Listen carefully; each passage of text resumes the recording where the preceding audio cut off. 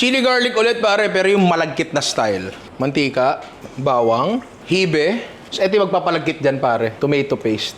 Tutuin nyo lang hanggang manuyo o lumabas yung mapulang mantika. Ayan. Ngayon, chili flakes pare. Tubig pare. Konti-konti lang muna. 5 spice powder, asin, brown sugar, konti lang. Oh, parang ang sarap. Oh, pambenta uli. Yun. Kailangan tong i-rep ha. Hindi to katulad ng isang chili garlic na ginawa natin dati na shelf stable. Oh, di ba? Pwede ng pambenta. Tikman na nga natin yan. Oh, so may palengke. Natin ang toyo. Kamalansi. Tapos yung chili garlic natin na malagkit. Tinan mo yan. Hindi masyadong mamantika, pre. The perfect bite.